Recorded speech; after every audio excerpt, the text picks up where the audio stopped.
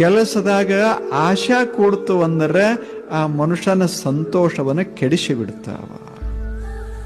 ಬುದ್ಧಿಯೊಳಗ ಅಸೂಯ ಕೂಡ್ತು ಅಂದ್ರೆ ಬುದ್ಧಿವಂತರನ್ನ ಕೆಡಿಸಿ ಬಿಡ್ತಾವ.